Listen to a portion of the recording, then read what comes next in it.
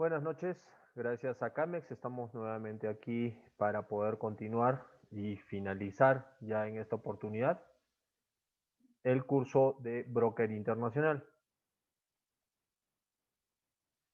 Mi nombre es Julio César Rete Higuerola, soy licenciado en Administración con especialización en Comercio Exterior y me desempeño actualmente como encargado de la División de Transporte Internacional del Grupo AGZ, además de ser asesor de empresas en temas relacionados a comercio internacional, tanto de exportación como de importación. Hoy vamos a desarrollar la octava unidad, la octava y última unidad, en un solo capítulo, y vamos a ver dos temas dentro de ello, lo que es la solución de conflictos y la distribución física internacional.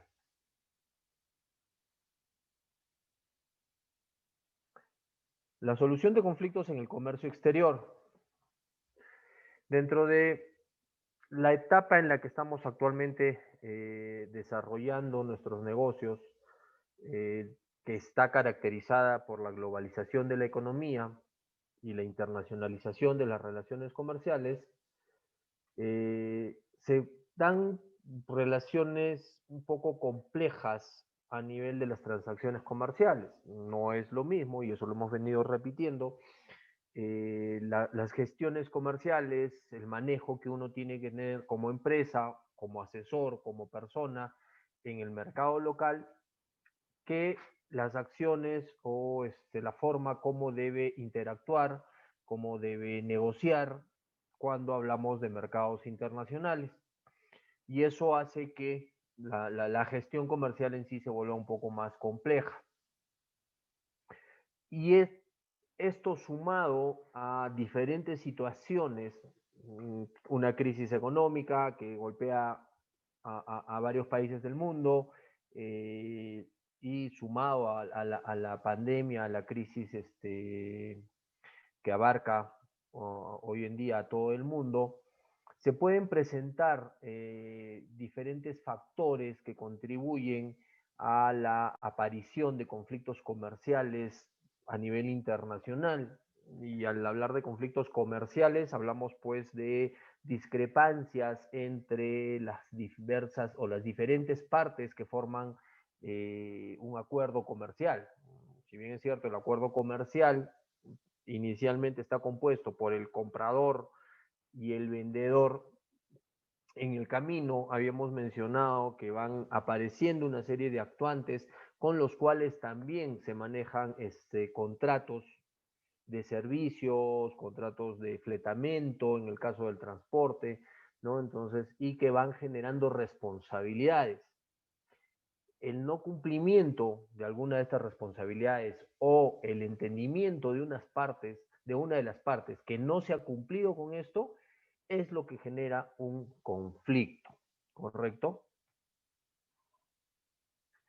Y como lo decíamos también en algún momento, al no estar ubicados en una misma área geográfica y determinados bajo una misma legislación, que es lo que ocurriría, por ejemplo, si nosotros tenemos un conflicto comercial con una empresa que está ubicada dentro de nuestro país, un cliente que de repente está en provincia, o si eres una empresa de provincia, un cliente que de repente está en Lima y te falla en la forma de pago, o no te entrega la mercancía de acuerdo a lo convenido, o te entrega menos mercancía y no se llega a una solución primaria, pues hay un marco legal hacia el cual uno puede dirigirse y presentar las denuncias o las demandas necesarias para poder, digamos, recuperar o poder de alguna manera solucionar estas diferencias que se puedan dar dentro del contrato. En el ámbito internacional no es tan simple como ello, porque básicamente no hay una legislación adoptada de manera, digamos, de manera precisa por todos los países que participan en los procesos de comercio internacional. No hay una ley general de comercio para las empresas que hacen comercio exterior, o sea, importan o exportan productos. Entonces, pero lo que sí hay son organismos internacionales que buscan a través de protocolos o convenios la generación de una base legal sobre la cual, si bien es cierto, no hay una obligatoriedad, al menos existe digamos, el compromiso, ¿no?, asumido por las partes de tomar algunas de estas herramientas desarrolladas por estas instituciones o estos organismos para, en el caso de existir un conflicto, pues a través de estas herramientas o de estos convenios establecidos, poder buscar la solución a esa diferencia que se podría presentar como parte de un acuerdo comercial. Entonces, en este ámbito es importante destacar la labor que cumple la Comisión de las Naciones Unidas para el Derecho Mercantil Internacional.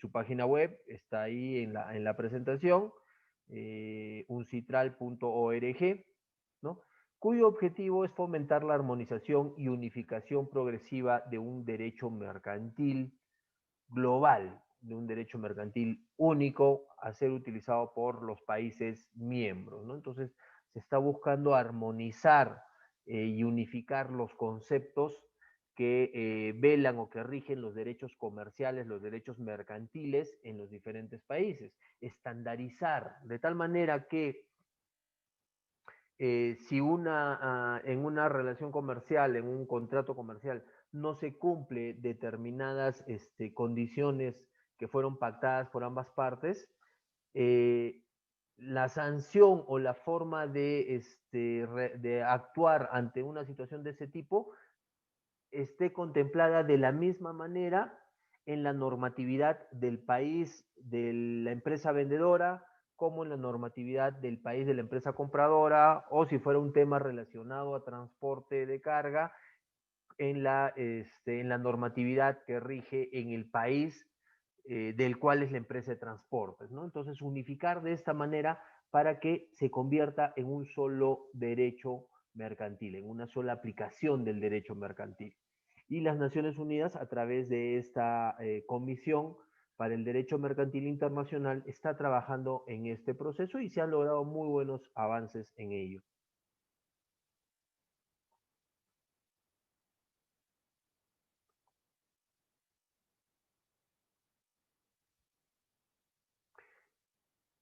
Pero definitivamente el mejor conflicto o la mejor forma de enfrentar un conflicto es buscar que no haya conflictos, es evitarlos, ¿no? ¿Y cómo evitamos conflictos?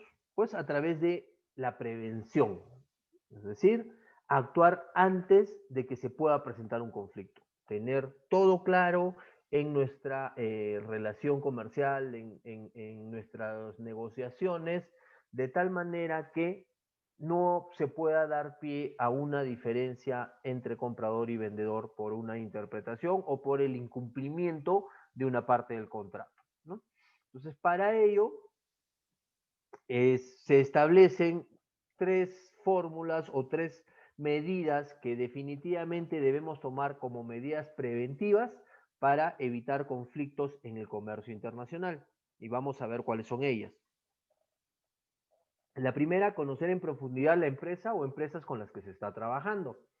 Para ello se puede solicitar un informe de solvencia y de riesgo a una compañía especializada.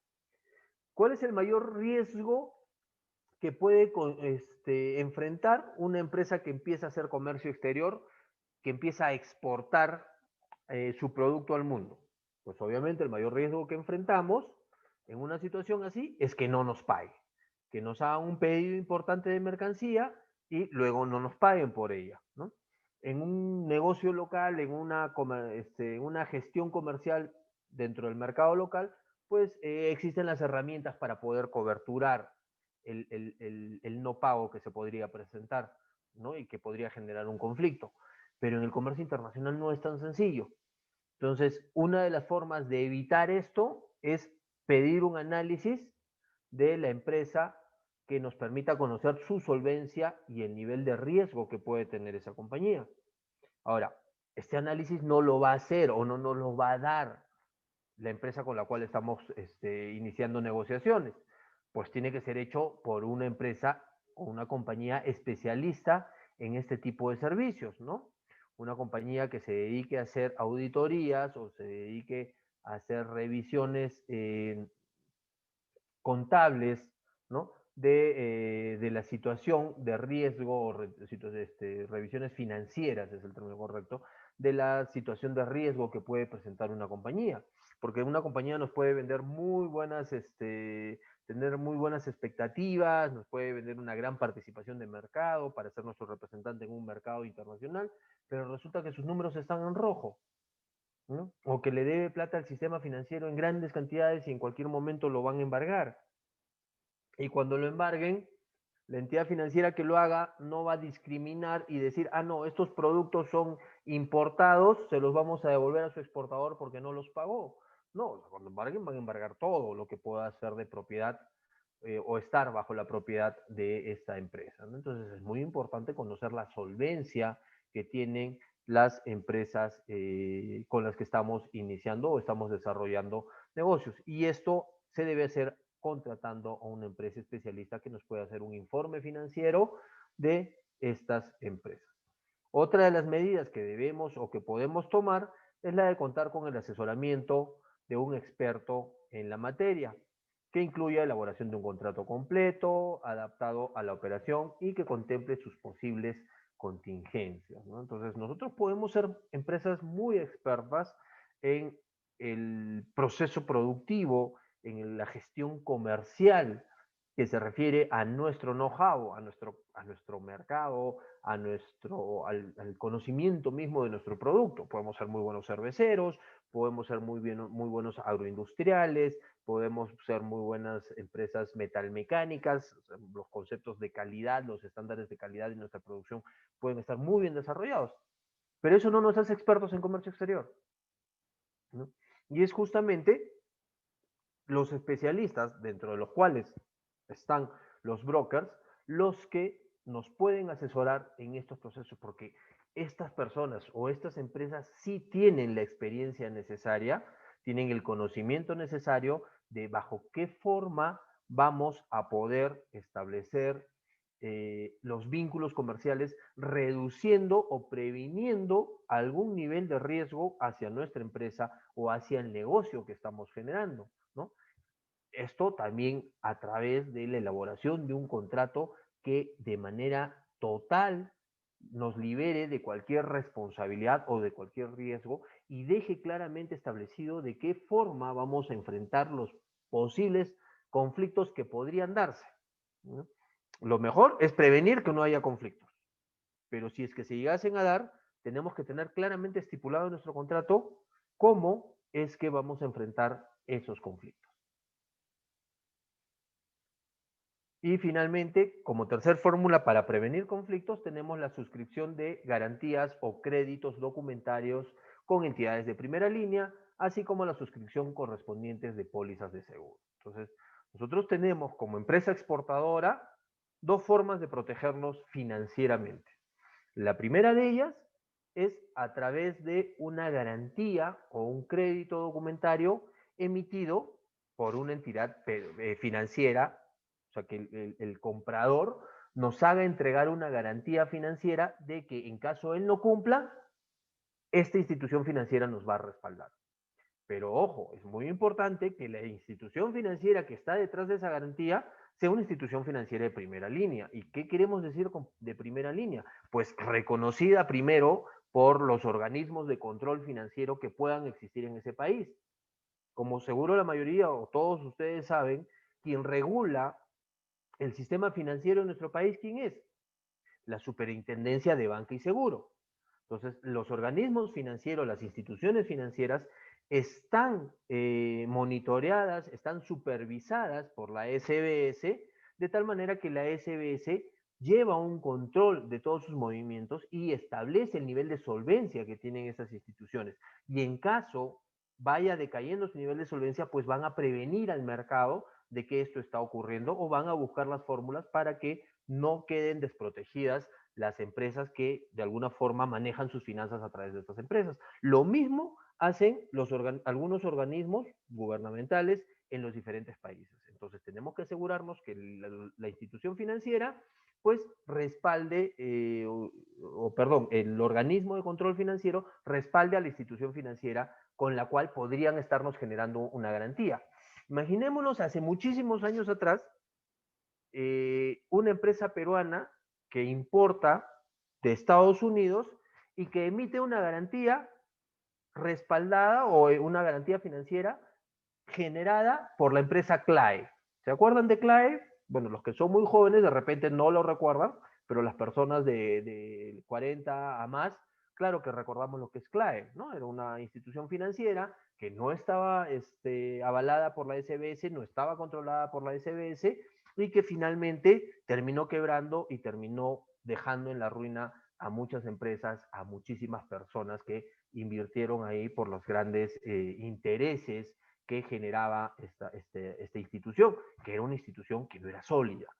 Entonces, si nos dan una garantía de una institución que no es sólida, nos falla el comprador, recurrimos a la institución financiera y la institución financiera no nos responde, no tuvo ningún sentido tener esa garantía.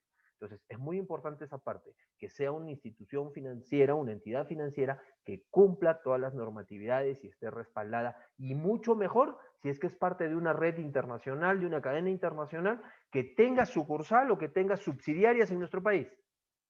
Se me ocurre el BBVA, por decir un nombre porque hay muchísimas. ¿No? El BBVA está en Perú, está en Argentina, está en España, está en Chile, en fin, está en muchísimos países. Entonces, tener una garantía de esa institución financiera para nosotros va a ser un respaldo para la operación.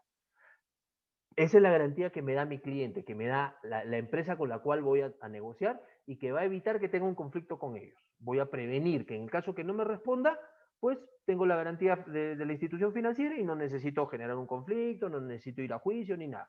Activo la garantía, recupero mi dinero y doy por terminado el negocio. Pero ¿y qué pasa si eso me falla? Mi segundo respaldo, mi segundo pilar es tener una póliza de seguro. ¿Correcto? Yo debo asegurar mi operación financiera. Debo buscar una compañía de seguros y decirle cómo estoy armando mi operación comercial para que ellos me aseguren la operación comercial. De tal manera que si hubiese alguna situación de conflicto, hubiese alguna situación en la cual o por la cual no me responden con las garantías suficientes mi comprador en el extranjero, pues simplemente yo activo mi seguro y mi seguro es el que se va a enfrentar o el que va a solucionar el problema. A mí el seguro me paga, yo pago el deducible, normalmente entre 7 y 10%, que es lo que el seguro me cobra, digamos, una vez que se ejecute la póliza, y recupero hasta el 90% de la inversión que hice en ese negocio. ¿No? Entonces, muy importante tener estos dos pilares como un soporte que nos va a ayudar a prevenir los conflictos por incumplimientos de contrato con empresas en otros países.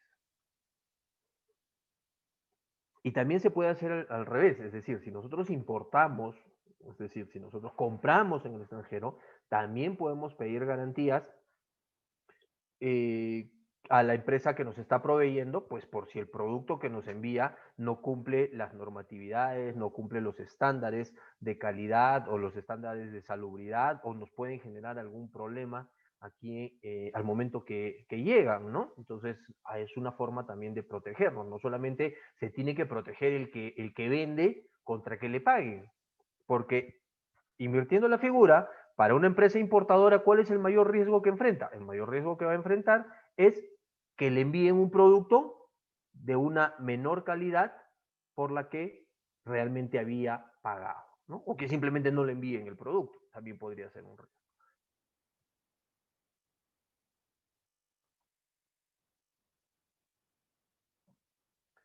Ok, pero si a pesar de todas estas medidas que tomamos, seguimos teniendo el riesgo de que se den conflictos y se dan estos conflictos, ¿no? Podemos actuar de tres maneras. Podemos buscar la solución a estos conflictos de tres maneras o tomar tres medidas, ¿correcto? La primera de ellas es la de someterlas, perdón, la de acudir a un organismo de mediación internacional, ¿no? Ojo, es un organismo de mediación, es un mediador, ¿no? vamos a someter la resolución de la controversia a la decisión de un tercero neutral, independiente y especializado en la materia. Es importante recalcar que el 85% de las cuestiones que se someten a conciliación o a mediación se resuelven con éxito. No es ir a una corte, no es iniciar un proceso judicial, no es iniciar un proceso penal o civil para poder recuperar de alguna forma la condición o el derecho que no haya sido cubierto de acuerdo al contrato. Es llevar la situación a un mediador, a un árbitro que va a ser totalmente independiente. ¿Y qué quiere decir que sea independiente? Pues que no va a ser parte ni del comprador ni del vendedor. Normalmente inclusive hasta no es del país, de ninguno de estos actuantes, ni de comprador ni de vendedor, ¿no? Los organismos de mediación internacional normalmente solucionan esto con una rapidez y flexibilidad impresionante, muy ágil, y el costo a la larga del proceso termina siendo mucho más económico que el utilizar otro tipo de vías. Y esto debido a que son árbitros más orientados al conocimiento comercial, ¿no? Que a la estructura legal que podría respaldar la queja o respaldar el conflicto que se puede haber generado. Entonces buscan una solución más comercial, más compartida entre ambas partes, buscan una solución que beneficie a ambas partes, ¿no? La filosofía del win to win, win to win, ganar, ganar, ¿no? Ambas partes ganan, ambas partes quedan contentas con la solución y se levanta o se disuelve el conflicto que se podía haber iniciado.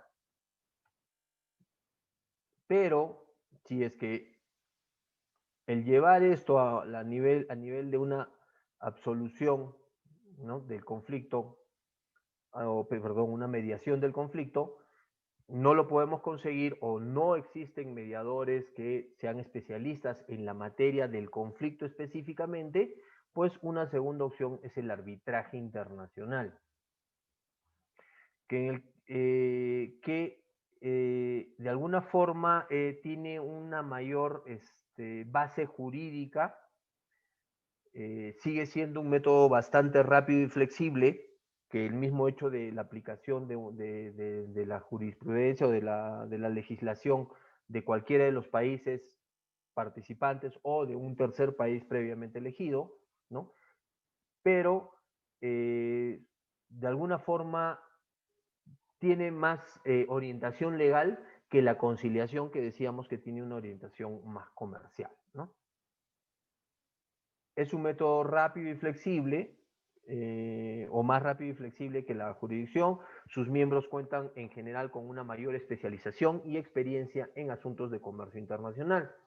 Entonces, ya son organismos que están totalmente identificados con el tipo de conflictos que se pueden presentar en un contrato de compra-venta internacional, en un contrato de fletamiento, en un contrato de aseguramiento, porque también podemos tener problemas con nuestro seguro, por ejemplo, ¿no? Se nos cae una carga en alta mar y el seguro nos indica que no se responsabiliza porque se hizo la investigación y de repente estuvo mal estivada, ¿no? Y su seguro no cobertura mal estivaje. Entonces, para nosotros, pues entonces no nos debieron contratar ese seguro, debieron ofrecernos otro seguro, porque nosotros no somos responsables del estivaje, por ende no podríamos ser responsables del daño de la mercadería. Entonces, ahí se genera un conflicto con la compañía de seguros, totalmente válido. Podemos ir a un arbitraje internacional con la compañía de seguros para que la compañía de seguros nos responda por la mercancía perdida. Entonces, hay varios leudos arbitrales, varios lugares, varios organismos que se especializan en este tipo de arbitraje internacional. Aquí vamos a mencionar algunos de ellos, ¿no? Tenemos, por ejemplo, la Corte Internacional de la Cámara de Comercio Internacional, la CCI, la Cámara de Comercio Internacional, en sus siglas CCI, ¿no? Tiene una Corte Internacional, que más que un aspecto jurídico, tiene un espíritu arbitral, ¿no? Recibe la información y los especialistas en comercio internacional que tiene este organismo analizan la situación y determinan el nivel de responsabilidad de cada una de las partes y emiten una resolución como resultado de este análisis, ¿no? Luego tenemos la International Center for Settlement of Investment Disputes, o el Centro Internacional para Disputas Comerciales. Tenemos el Centro para Disputas y Resolución, para resolución de diferencias de la American Arbitration Association, que es la Asociación de Árbitros Americanos, que tienen este Centro Internacional para Resolución de Diferencias o Disputas. Luego tenemos el London Court of International Arbitration y finalmente la Corte de Arbitraje de Madrid y de Barcelona, ¿no? Todos ellos son organismos que están especializados en desarrollar esta labor de arbitraje internacional.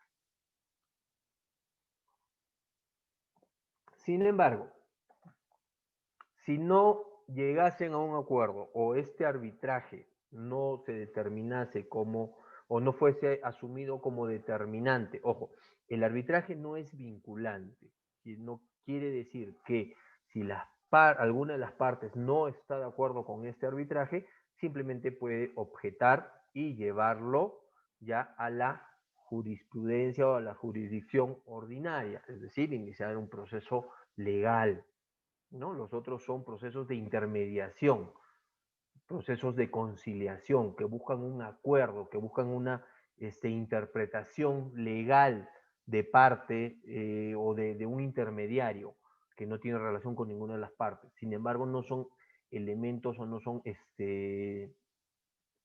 situaciones establecidas bajo un margen jurídico que obligue a la aceptación de la solución o del acuerdo o de la determinación, de la resolución que pueda, en el caso del arbitraje, se pueda determinar del arbitraje. Si uno no está de acuerdo con el arbitraje, pues simplemente va a la jurisdicción, ¿no? a la parte legal. Entonces, de no darse el acuerdo ni en el arbitraje ni en la conciliación, las partes se someten o someten la cuestión y el arbitraje, el supuesto de que sea una cuestión que tampoco esté prevista en el contrato, queda la alternativa de acudir a una jurisdicción ordinaria, ¿no? Entonces, ¿qué decir? Básicamente, a la ley. En principio, el foro más usual es el del domicilio de la contraparte o donde las mismas tengan sitios sus bienes. Entonces, ¿qué quiere decir esto? El conflicto lo va a generar una de las partes. O lo va a generar el comprador, o lo va a generar el vendedor, o lo va a generar el adquiriente del servicio, o lo va a generar la línea naviera. Alguna de las partes tiene que ser la que diga, no estoy de acuerdo con esto. Alguna de las partes va a decir, esto no se está haciendo de acuerdo al contrato, o tú estás incumpliendo el contrato. Entonces, la contraparte es justamente a quien estás demandando.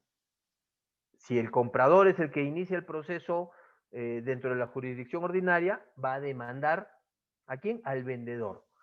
¿Y dónde debe hacer la demanda? Pues lo ideal es que se realice en donde tiene el domicilio a quien estás demandando.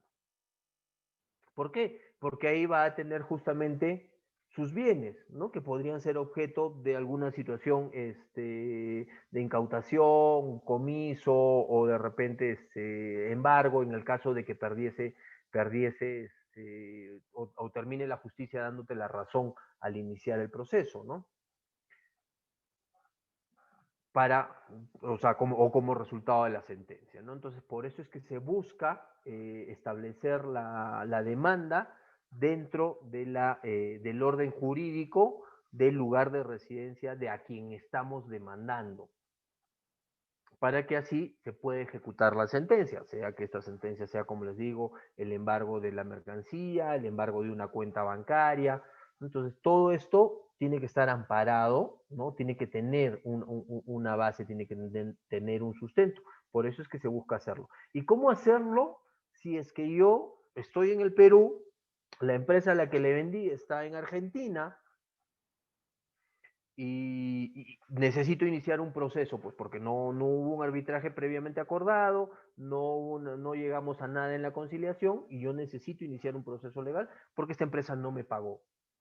Bueno, ¿puedo yo iniciar un proceso judicial a una empresa en Argentina desde el Perú? La respuesta es no.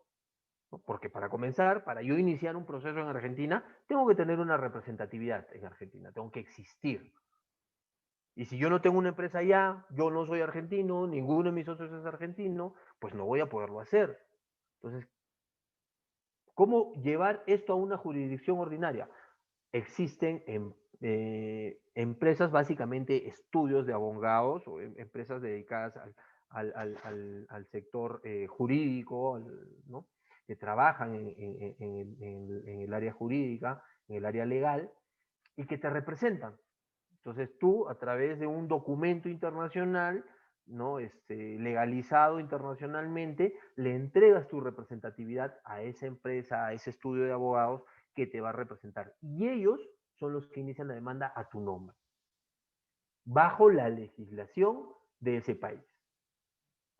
También, obviamente, se usan los términos bajo los cuales fueron establecidos el contrato, los convenios o acuerdos internacionales que respaldan ese contrato comercial internacional. Por ejemplo, los 5 TERPS son muy utilizados o muy refrendados en estos conflictos comerciales internacionales, pues los 5 TERPS determinan claramente las responsabilidades de ambas partes, pero a veces hay situaciones muy precisas que necesitan una interpretación para un nivel de responsabilidad o para que una de las partes pueda asumir la responsabilidad a pesar de que está determinado esto en un Incoterm. Entonces, todo esto, estas empresas o estos organismos, como les digo, que básicamente son estudios de abogados, lo conocen, lo manejan y lo utilizan para buscar la absolución o la solución de estos conflictos, ¿no? Entonces tenemos que los conflictos los podemos, para hacer un resumen, atender dentro de una conciliación, que es lo más sugerido cuando se puede manejar una conciliación. Pero si me debe dinero y no me quiere pagar, ¿qué conciliación voy a llevar ahí? La conciliación podría ser de repente, bueno, te voy a pagar, pero no te voy a pagar ahorita y vamos a hacer un cronograma de pagos. Ok, conciliamos en cambiar la forma de pago, porque inicialmente decía que me tenía que pagar al contado o me tenía que pagar al llegarle la mercadería. Pero no me paga y conciliamos, decimos ya, ok, te voy a dar 6 meses para que me pagues. Eso es una conciliación. Pero si insiste en no pagarme, pues tendré que ir a un arbitraje y en el arbitraje se determinará que sí, que yo cumplí con la condición, le envié la mercancía, se le envié en la fecha oportuna, con la calidad que habíamos quedado, en la cantidad que habíamos quedado, cumplí con todo lo que establecía el contrato de compra-venta. Pero a pesar de ello, no me quiere pagar o no me puede pagar, ¿no? Entonces, el arbitraje determinará, no, usted a pesar de todo ha recibido la mercancía en las condiciones que las necesitaba recibir, que quedaron, que se acordó, tiene que pagar. Si no tiene el efectivo, pues tendrá que vender un activo, tendrá que hacerse un préstamo, se le decomisarán parte de sus maquinarias locales, lo que pueda tener, para que pueda pagar. Pero si ni aún así se puede solucionar, pues ya iremos a la parte de la jurisdicción o de la legislación en el país. Se recomienda, decía, que esto sea en el país de a quien estamos demandando para que sea más fácil la ejecución de la sentencia que podría ser resultado de este proceso judicial o de este proceso jurídico que iniciemos contra otras empresas, ¿no? Entonces, de esta forma se manejan los conflictos en el comercio internacional. Algunas recomendaciones finales en este punto, en este tema. Tenemos como fórmulas para prevenir los litigios, recomendamos la elaboración de un contrato completo que contemple las posibles contingencias de la transacción comercial y el aseguramiento de la misma mediante garantías y o pólizas, ¿no? Ya lo dijimos, si es que hay garantías económicas, tanto para comprador como para vendedor, pues cualquier discrepancia simplemente aplicamos la garantía y nos evitamos llevar eso a un conflicto mayor. En el contrato es aconsejable incluir una cláusula de sometimiento a un organismo concreto de mediación comercial y subsidiariamente a un tribunal arbitral internacional, ¿no? Entonces, si bien decía hace un momento que el arbitraje no es vinculante en su decisión para ambas partes, pasa a serlo a partir de que el contrato lo determine así. O sea, si yo como comprador y vendedor acepto y firmo un contrato donde se indica que la última instancia ante un conflicto va a ser el Tribunal Arbitral Internacional de Madrid, y que ahí iremos, si es que se presenta alguna discrepancia o algún conflicto entre las partes, pues estoy asumiendo jurídicamente que ese resultado o la resolución de ese leudo arbitral, pues va a terminar, va a ser vinculante. O sea, me voy a me voy a acoger a lo que diga este tribunal arbitral, ¿no? Pero tiene que quedar establecido en el contrato. Si no está establecido en el contrato, simplemente yo puedo denegarme. No me parece lo que le está diciendo el organismo arbitral, la corte arbitral, el tribunal arbitral, perdón, y me voy a la justicia regular, ¿no? Igualmente debe regularse, dice, la normativa aplicable a dicha operación y la solución de posibles controversias. No es necesario que las controversias que normalmente podrían aparecer estén establecidas también dentro del contrato para una solución rápida, ¿no? Entonces, por ejemplo, si yo como vendedor, como exportador, me demoro, me comprometo a entregar la mercancía para el 10 de diciembre, porque es una mercancía, digamos, para la campaña navideña, y me comprometo a entregarla el 10 de diciembre en el puerto de Houston, en Estados Unidos. Pero no lo hago, ¿no? Entonces el contrato, para prever eso, va a decir que por cada día adicional que la mercancía no haya sido entregada o no haya sido desembarcada en el puerto de Houston, será castigado con el 1% del valor del contrato. Entonces, ahí ya no da opción a llevar eso a un tribunal o a un mediador o a una corte arbitral. No, porque está claramente establecido en el contrato.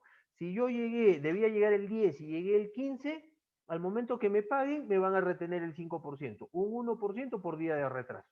Está claramente establecido en el contrato, yo no tengo nada que reclamar, ¿no? Ni siquiera van a hacer, si es que yo quiero reclamar en cualquiera de las instancias que hemos visto, ni siquiera van a coger mi reclamo, ¿no? Porque la otra parte va a presentar el contrato y va a decir, hey, acá dice que el señor tenía que reconocer el 1% de demora por los daños comerciales que me genera que me entregue la mercancía después de lo establecido. Entonces, todos los organismos de cualquier nivel, conciliación, arbitral o judicial, simplemente van a denegar la demanda porque está claramente establecido en el contrato. Con independencia de todo lo dicho, es recomendable tratar de asegurar la ejecución de un futuro laudo o sentencia mediante la adopción de medidas provisionales, si estas fueran posibles conforme a la normativa aplicable, ¿no? Entonces, es importante, a pesar de todo lo dicho, tratar de asegurar el que se puede ejecutar el laudo, o sea, la resolución de un árbitro o de un organismo arbitral o una sentencia firme de un organismo judicial mediante la adopción de medidas provisionales si estas fueran posibles, ¿no? O sea, por ejemplo, un embargo del pago si es que no estoy contento con la calidad de la mercancía, ¿no? Entonces eso podría ser considerado una medida provisional. O sea, me ha llegado la mercancía, pero me parece que no es de la calidad que me la has ofrecido. Por ende, voy a ordenar al banco que no te pague todavía provisionalmente mientras hago los análisis que me confirmen que la calidad es de lo que me ofreciste, ¿no? O me ha llegado mercancía de menos, entonces tengo el manejo para que el banco no te deposite el 100%, sino te deposite menos dependiendo del faltante o de la mercancía dañada que yo pueda haber recibido, ¿no? Entonces, establecer ese tipo de, digamos, de actos que permitan generar las garantías necesarias para ambas partes en el caso de que haya incumplimiento contractual, ¿no? Entonces, antes de llegar a estos niveles de levantamiento o de enfrentamiento de conflictos, pues que existan algunas herramientas que puedan ser utilizadas por ambas partes para asegurar que alguna medida, alguna resolución pueda ser cumplida a firme por la otra parte. Listo, ahora pasamos a ver lo que es la distribución física internacional, ¿no? Porque en todo el proceso que hemos hablado en estas casi 15 sesiones, o exactamente 15 sesiones que hemos tenido, hemos visto la forma como el broker va participando, ¿no? En la elaboración del contrato, en el proceso de compra-venta, en el marketing del producto, es decir, se involucra con todo, ¿no? Y la parte esencial donde normalmente un broker debe centrar su atención y su capacidad de apoyo a la empresa que lo está contratando está dada por la distribución física internacional, ¿no? ¿Y de qué hablamos cuando hablamos de distribución física internacional? Sus siglas DFI, ¿no? Nos determinan que la distribución física internacional es el proceso logístico que se desarrolla en torno a situar un producto en el mercado internacional cumpliendo con los términos negociados entre vendedor y comprador. El objetivo principal de la distribución física internacional es reducir al máximo tiempos, costos y riesgos, ¿ok? Que normalmente se pueden generar durante el trayecto, desde un punto de salida en origen hasta el punto de entrega en destino. Entonces, la distribución física internacional es técnicamente o en palabras más claras, todo lo que logísticamente tenemos que hacer para llevar un producto desde la fábrica o el almacén del vendedor hasta el almacén del comprador. Todo lo que involucre como logística en este proceso, pues es parte de esta distribución física internacional.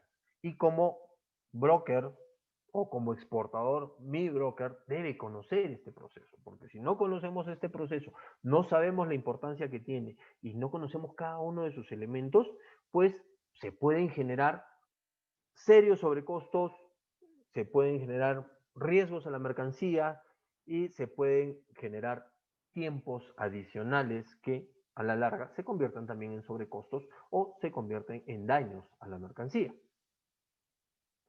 Entonces, la distribución física internacional se subdivide en tres partes o en tres procesos. La logística del país de origen, la logística del tránsito internacional y la logística del país de destino, ¿no? Y es en base a esta distribución física internacional, por ejemplo, que los Incoterms establecen responsabilidades tanto para comprador como para vendedor. Dentro del país de origen, la logística se determina por el proceso de embalaje, el proceso de preparación de la carga, y la estiva al medio de transporte que la va a sacar de ese almacén y la va a llevar a un almacén aduanero o al punto desde donde va a ser embarcada la mercancía con destino al exterior. Tenemos un transporte local, que es el encargado de hacer ese proceso de llevar la mercancía.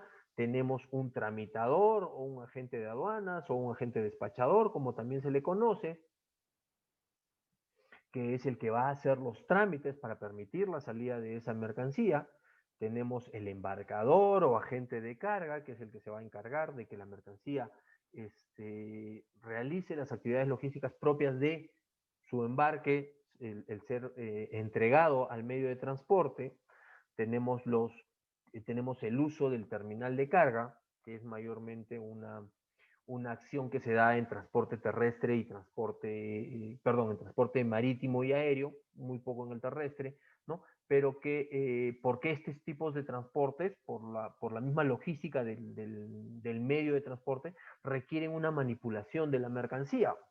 Yo no puedo ir con mi caja que quiero exportar y yo entregársela al piloto del avión para que se la lleve, o yo colocarla en la bodega del avión. Ni puedo yo agarrar, traer mi camión grúa y subir mi contenedor al barco.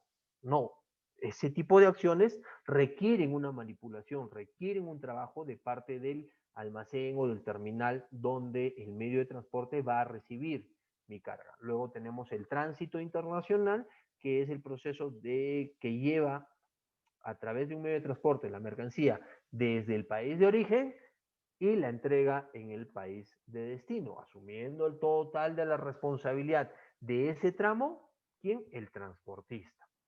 Y finalmente la logística en el país de destino, que está compuesta por lo mismo que hicimos en origen, pero al revés.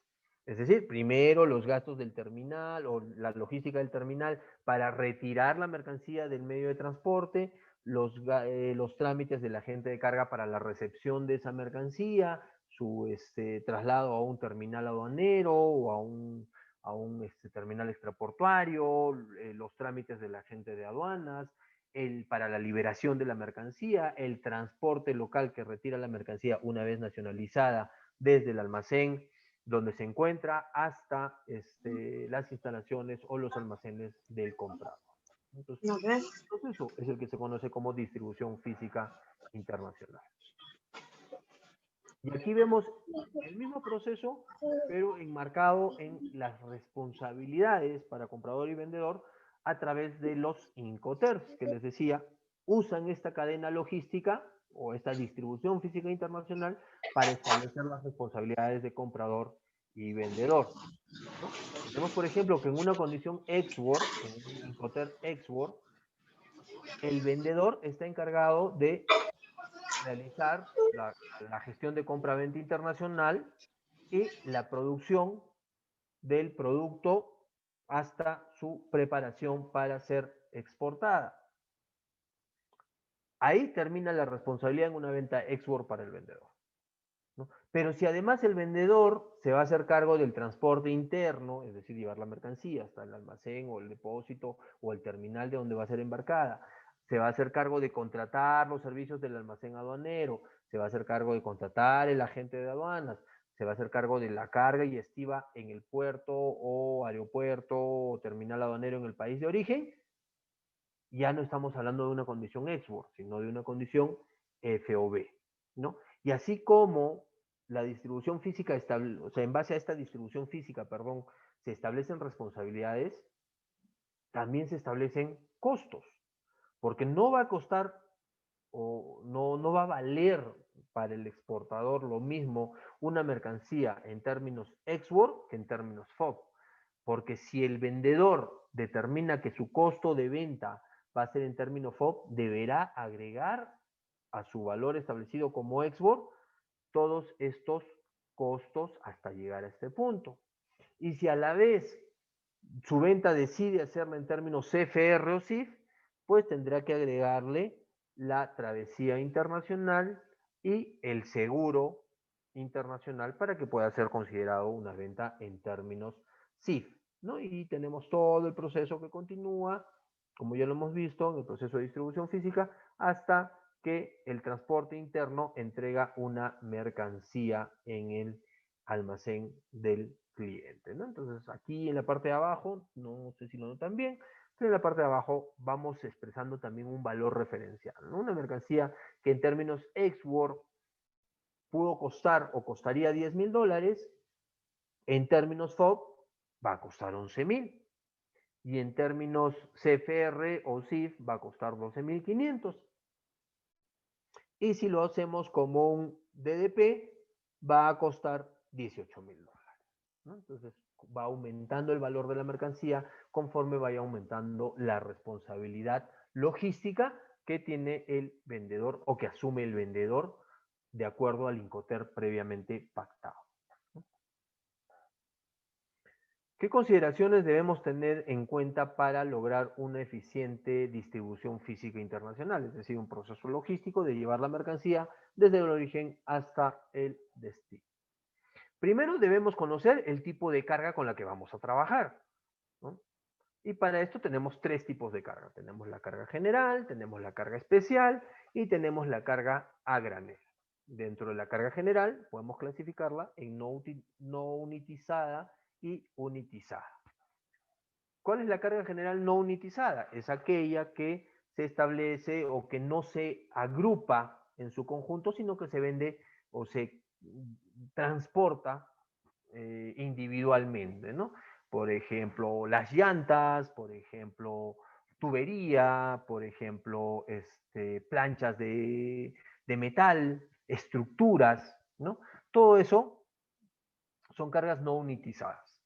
Sin embargo, la unitización es el proceso por el cual se agrupa la carga en modelos o en moldes o en equipos de transporte de carga para que su manipuleo y traslado sea mucho más seguro, mucho más eficiente y mucho más económico. Las dos formas que hay de unitarizar la carga son paletizarla y colocarla dentro de un contenedor. Inclusive se pueden manejar ambas a la misma vez, ¿no? ¿Qué productos pueden utilizar, perdón, qué medios de transporte utilizan o pueden utilizar o pueden aceptar la carga general bajo el concepto de unitarización? Todos. ¿Quiénes pueden aceptar la carga no unitizada? Todos los medios de transporte. La carga especial es básicamente una carga que igual puede ser manejada bajo términos de unitarización o no, pero que requiere ciertas condiciones especiales para su traslado. Tenemos los productos refrigerados, tenemos los productos químicos, ¿no? Y todos ellos, con el debido manejo, también pueden ser trasladados por todos los medios de transporte, perdón, ¿no? Siempre y cuando se cumpla con la normatividad establecida para que esto no dañe ni a la mercancía, ni al medio ambiente, ni al medio de transporte que la puede estar movilizando.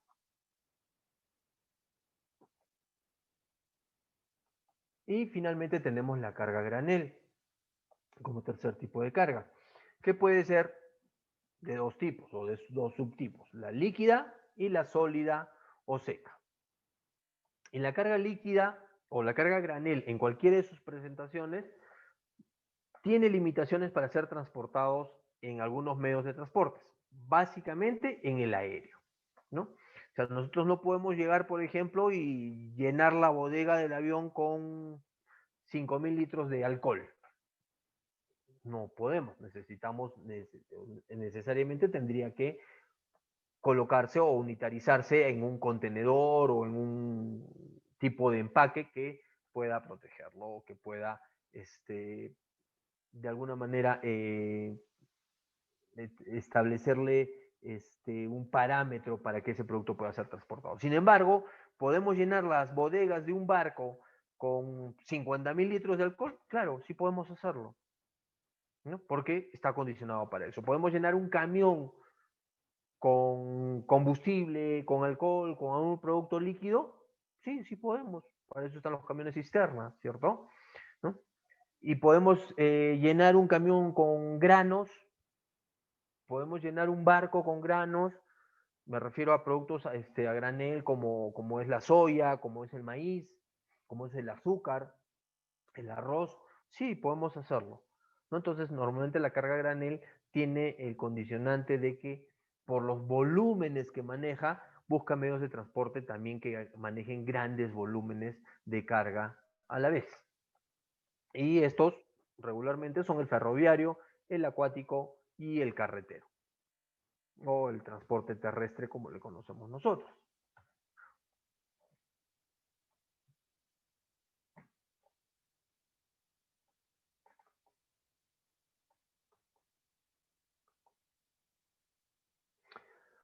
Importante también, además de conocer el tipo de carga, es conocer el tipo de embalaje que vamos a utilizar, porque embalajes tenemos de diferentes tipos, como vemos acá tanto en la fotografía como en la descripción. Podemos utilizar paletas de madera o los famosos pallets, ¿no? Que son de este tipo. Recordar, por ejemplo, que en casi ya todos los países del mundo es una exigencia que cuando utilizamos cualquier tipo de embalaje de madera, esta debe ser madera tratada, ¿no? Tratada térmicamente.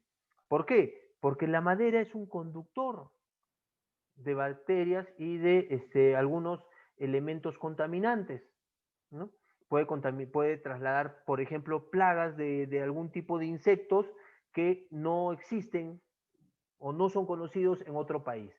Y al llegar a ese país, estas plagas o estas bacterias podrían desencadenar un problema sanitario muy importante. Así fue como llegó la mosca de la fruta al Perú, ¿no? Porque nosotros no teníamos ese tipo de mosca. Y cuando llegó al Perú, se empezó a reproducir y no teníamos la capacidad sanitaria de enfrentarla porque no la conocíamos. Y hasta hoy en día seguimos luchando contra ella, a pesar de que ya se ha logrado muy buenos resultados y se ha logrado limpiar muchas partes productivas, sobre todo del sur del país, de este flagelo de la mosca de la fruta, ¿no?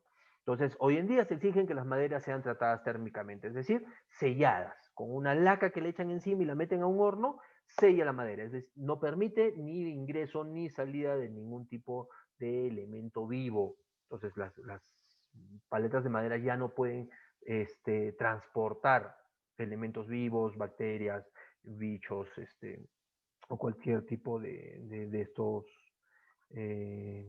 de estas plagas que podrían generarse, ¿no?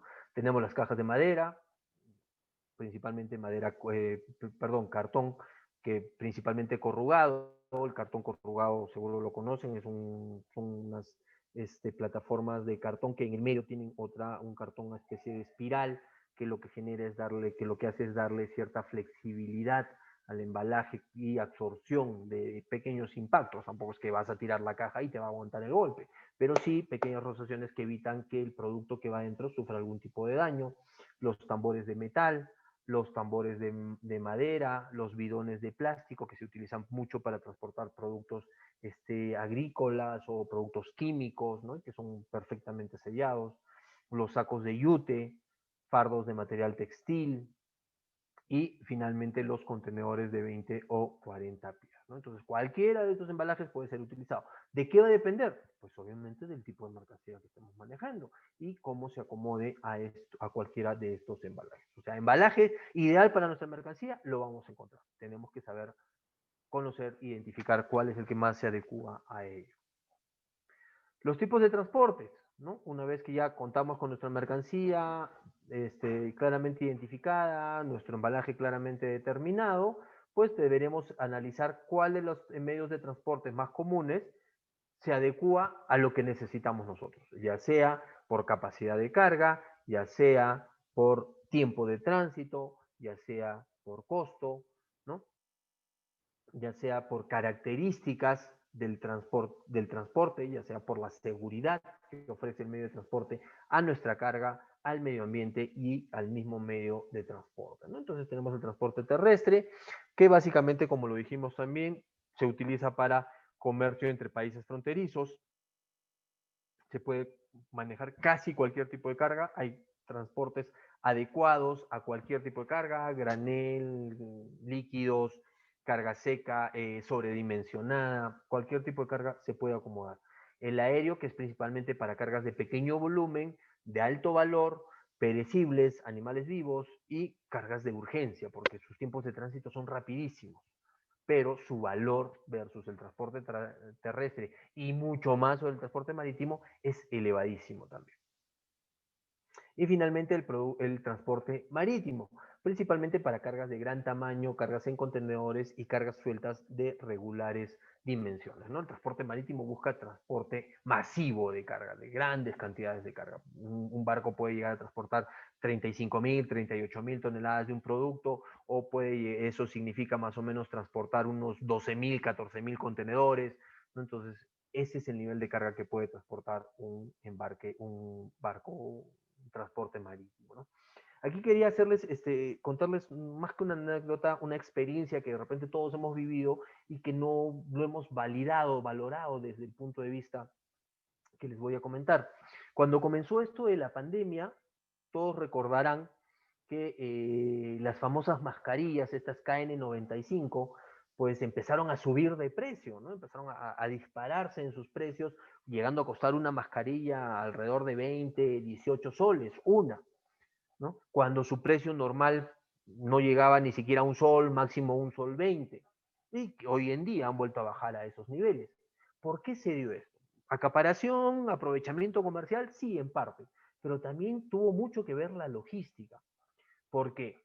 Porque traer estas mascarillas de China en barco significaba mínimo 40, 45 días, más el periodo de embarque y todo, y encima que China estaba en cuarentena, lo menos que iban a llegar iban a ser en 90 días. Al inicio no se tenía claro cuánto iba a durar esto.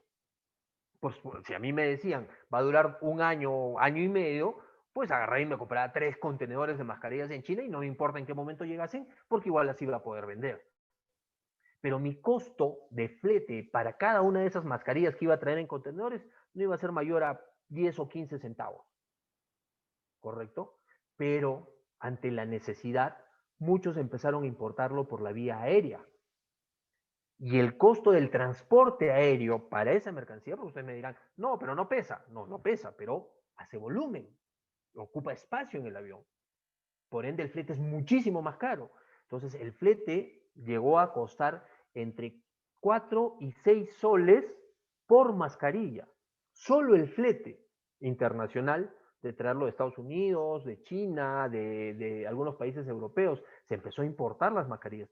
Entonces, si bien es cierto, parte del costo se debió, o del precio de venta en ese momento elevadísimo, casi 10 veces más, se debió a la acaparación, al aprovechamiento excesivo inclusive de algunas personas o de algunos comerciantes, también tuvo que ver mucho la logística, porque costó muchísimo más, y estamos hablando de un 400% más por mascarilla, el flete aéreo versus el flete marítimo, ¿no? Ok, aquí tenemos un cuadro que nos indica cuáles son los medios de transporte más comunes. Tenemos otro que nos indica también el contrato de carga por vía aérea se realiza a través de lo que les decía, ¿no? La consideración del volumen de la carga. Casi siempre vamos a considerar el peso en transporte terrestre, aéreo, vamos a considerar, perdón, marítimo, vamos a considerar el peso. Pero en transporte aéreo se va a considerar el peso volumen, que es el resultado de una fórmula establecida por la IATA, la Asociación Internacional de Transporte Aéreo, que determina el largo, el ancho y el alto de la mercancía entre 6.000. El resultado de eso nos va a determinar cuál es nuestro peso volumen, que puede diferir mucho del peso físico. Una caja de mascarillas me puede pesar 3 kilos, pero su peso volumen me va a equivaler a 15 kilos. La línea aérea me va a cobrar como 15 kilos, que es el equivalente del volumen de la mercancía. Acá tenemos un ejemplo que más o menos nos grafica eso. En carga marítima tenemos dos tipos de carga que podemos contratar. La carga en contenedor FCL, Full Container Load, que es el contenedor completo. Y tenemos diferentes tipos de contenedores que se adecúan a los diferentes tipos de mercancías. Yo quiero trasladar una mercancía seca, una mercancía refrigerada, una mercancía líquida, ¿no? Quiero transportar una mercancía líquida, pero que no es gaseosa, la puedo usar en un flexitanque, una mercancía que no puedo colocarla por la puerta principal, sino necesito colocarla lateralmente, tengo los open side, es una mercancía que excede el tamaño o la medida de alto del contenedor, o no puedo ingresarla por un costado, sino tengo que ingresarla por la parte de arriba, porque de repente es una maquinaria demasiado larga y no la puedo empujar, pues puedo izarla y colocarla por la parte de arriba. Para eso existen los open top. En fin, hay diferentes tipos de contratos, ¿no? La carga consolidada, importante mencionarla porque es una carga que nos permite utilizar solo una parte del contenedor. El full container load, yo tengo que contratar todo el contenedor. Pero en el LCL, la carga consolidada, me permite contratar solamente una parte. Y suponiendo que yo soy el dueño de estos cilindros amarillos, yo solo voy a pagar la parte proporcional que me cuesten esos cilindros amarillos. ¿Yo puedo contratar eso ante la naviera? No. ¿Quién hace eso? El agente de carga.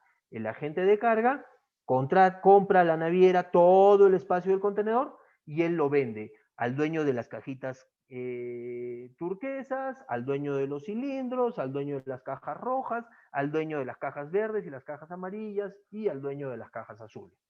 Distribuye, vende el espacio y obviamente genera un margen, ¿no? Por la venta de esos espacios. Porque aquí en el ejemplo también lo grafica, no siempre las cargas consolidadas terminan llenando el total del contenedor, porque por su forma, su diversidad, su tipo, su congeñidad como carga. O sea, yo no puedo llevar productos químicos en un contenedor consolidado, como consolidador, como agente de carga, no puedo llevar productos químicos de un cliente junto con alimentos, ¿no? Alimentos para, se me ocurre, para mascotas de otro cliente. Y eso mezclado con productos lácteos para otro cliente. No puedo hacer eso.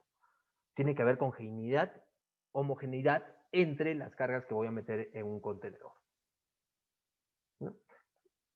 ¿Cómo funciona? El contrato de carga por vía marítima, 5 exportadores, el agente de carga lo consolida en un contenedor que viene a su nombre y una vez que llega a destino, lo desconsolida y le entrega la carga a los 4 importadores o receptores de estas 4 cargas para que ellos puedan hacer su propio trámite de importación.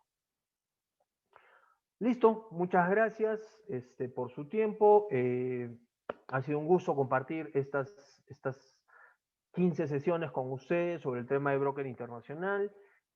Como siempre, les dejo mis datos para que si alguno desea contactarme y poder apoyarlos con algún tipo de información adicional o absolver algunas de sus consultas, que esta metodología no nos permite de repente intercambiar mucha información o responder algunas consultas, pues queda aquí mis datos para que puedan hacerlo. Nuevamente, gracias a Camex por la oportunidad de compartir este tiempo con ustedes, de compartir estas experiencias con ustedes y en búsqueda de pues, que el comercio internacional peruano crezca y por tal crezca nuestro país como resultado de ello. Muy buenas noches, hasta siempre.